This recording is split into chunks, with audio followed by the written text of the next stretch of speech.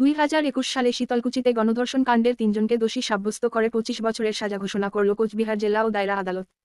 এদিন এই কথা জানান চঞ্চল কুমার চক্রবর্তী, তিনি সিনিয়র পাবলিক সরকারি আইনজীবী।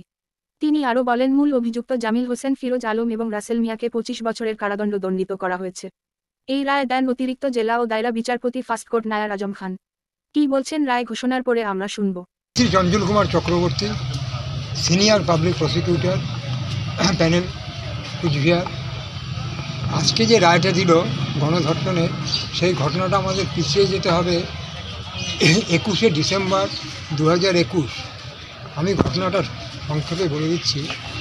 সেদিনকার শীতলকুচি নিবাসী ভিকটিম অর্থাৎ নির্যাতিতা দুপুর 12টার সময় সে শীতলকুচি কলেজে যাচ্ছিল। সেই সময় রাস্তায় তার সাথে পূর্ব পরিচিত তারই কলেজের সিনিয়র আসামি জামিল হোসেন, তার সাথে দেখা হয়।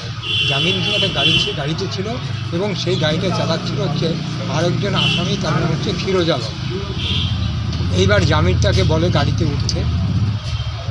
নির্যাতিতা বা ভিকটিম সরল মনে সেই গাড়িতে ওঠার পর গাড়িটা কলেজের দিকে না গিয়ে কিছু দূর যাওয়ার পরে এটা গতি পরিবর্তন করে শীতলকুচির যে গ্রাম 2-3 কিলোমিটার দূরে বামনডাঙ্গা বলে একটা জায়গা, যেখানে হচ্ছে জামিলের পিসির বাড়ি, সেই বাড়িতে দিকে টার্ন নেয়। তখন ও তো জানে না, তখনও বলেছে তুই এই দিকে না গিয়ে কোথায় যাচ্ছিস, উল্টো দিকে যাচ্ছিস কেন? তখন ওর মুখে বালিশটা বাঁধে, মানে যে গাড়ির মধ্যে যে পিলো থাকে সেই পিলো চাপা দিয়ে তাকে ওই বামনডাঙ্গায় পিসির বাড়িতে, জামিলের পিসির বাড়িতে নিয়ে যায়। সেখানে আমাদের আরও একজন যে তৃতীয় আমরা যে পাচ্ছি রাসেল মিয়া, সে সেইখানে উপস্থিত ছিল। এইবার ওরা তাকে জোর জবরদস্তি করে 3 জন মিলে তাকে গাড়ির থেকে নামায় এবং ভিকটিমের কথা অনুযায়ী, অর্থাৎ নির্যাতিতার কথা অনুযায়ী প্রথমে তাকে জামিল ধর্ষণ করে এবং জামিল যখন ধর্ষণ করে তখন ওই আর 2 জন ফিরোজ আলম এবং রাসেল সেই ধর্ষণের কাণ্ডটা ভিডিওগ্রাফি করতে থাকে এবং পরবর্তীকালে ওরা বলে ফিরোজ, আবার ওর ধর্ষণ করার পর ফিরোজ এবং রাসেল বলে যে আমরাও ধর্ষণ করব এবং তুমি যদি আমাদের বাধা দাও তাহলে এই ফটোটা আমরা ভাইরাল করে দেবো।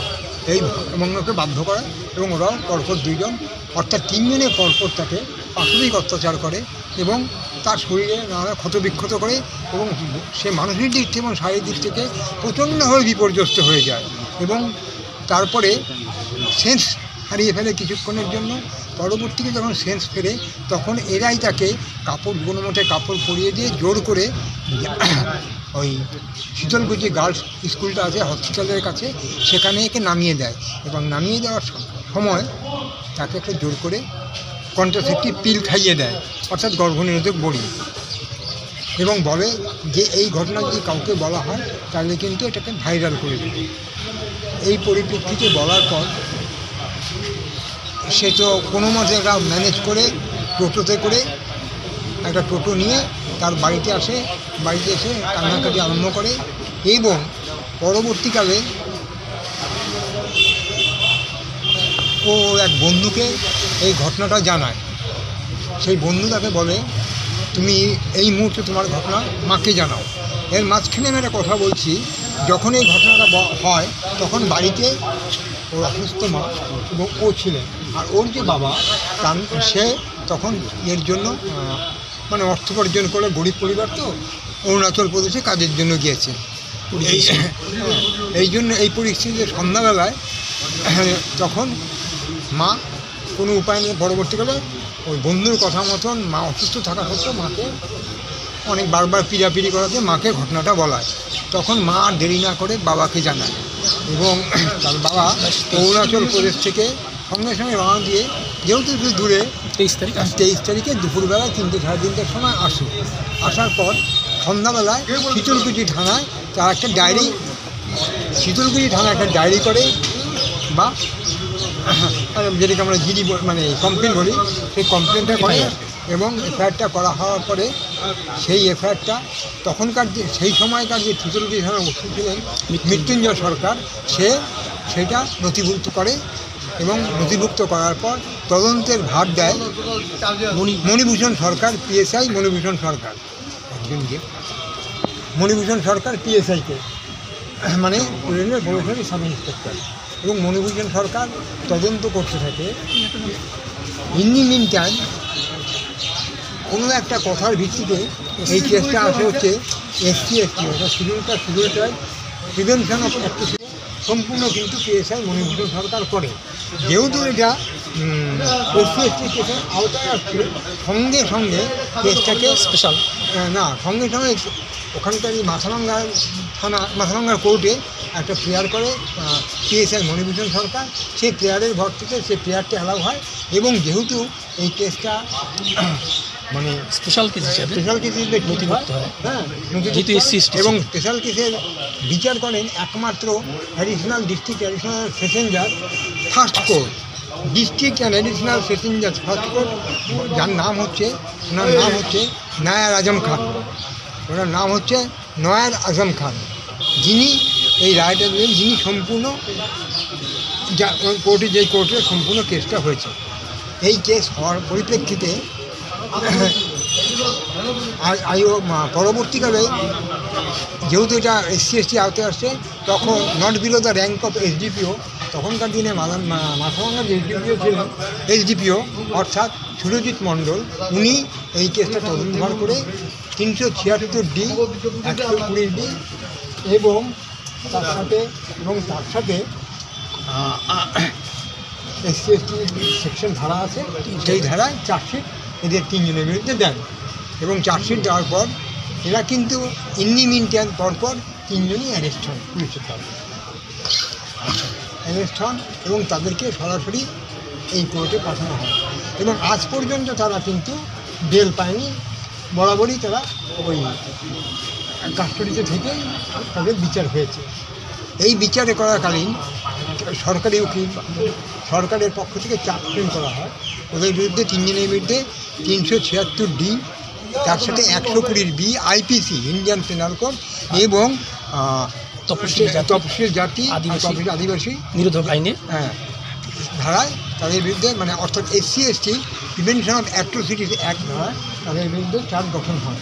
চার্জ গঠন হওয়ার পর সরকারের তরফ থেকে 16 জন সাক্ষ্য গ্রহণ করা হয়, যার মধ্যে হচ্ছে ছিলেন নির্যাতিতা, পুলিশরা, ডাক্তাররা, নির্যাতিতার মা বাবা বন্ধু এবং আনুষঙ্গিক যারা ছিলেন, এবং এরা সবাই মিলে 16 জন সাক্ষী। এবং এই কেসে RFSL হয়েছে, রিজিওনাল ফরেন্সিক ল্যাবরেটরির থেকে পরীক্ষা হয়েছে জলপাইগুড়ি, এবং স্টেট ফরেন্সিক ল্যাবরেটরি অর্থাৎ কলকাতা থেকে পরীক্ষা হয়েছে, এবং নানা রকম ডকুমেন্ট নিয়ে গেছে। গিয়ে সাক্ষী হওয়ার পর 16 জন সাক্ষী সাক্ষ্য গ্রহণ করার পর তারপরে পরবর্তীকালে এই কেসে সাক্ষীতে সম্পূর্ণরূপে প্রমাণ হয়েছে যে এরা তিনজন দোষ করেছে, এবং দোষ না খালি যেই কাজ করেছে, একজন অসহায় নির্যাতিতাকে, একটা অসহায় মেয়েকে, যার বয়স সেই সময় ছিল 20-21 বছর, কলেজ ছাত্রী, এবং সবচেয়ে বড় কথা তার যার একদমই অসহায়, তার সাথে একটা পাশবিক অত্যাচার করেছে। এবং এই কেসে আমি বলবো মহামান্য দায়রা বিচার ফার্স্ট কোর্ট কুচবিহার অর্থাৎ নায়ার আজম খান, উনি যে রায় দিয়েছেন সেই রায়টা খুবই ন্যায্য রায়।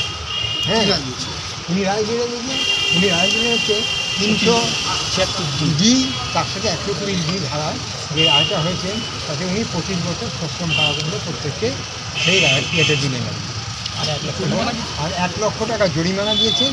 এই জরিমানাটা নির্যাতিতাকে দিতে হয়, একজন 1 লাখ টাকা করে দেবে।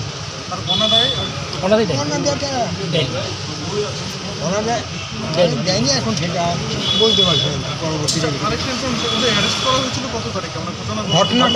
ঘটনা ঘটার একদিন আমি বলছি, ঘটনা ঘটার ওই 24 তারিখে একজনকে ধরা হয়েছে, আর বাকি 2জনকে ধরা হয়েছে হচ্ছে ডিসেম্বরে ধরা হয়েছে, 2021 ডিসেম্বর ধরা হয়েছে। 24 তারিখ কাকে ধরা হয়েছিল? চোখের জামিন।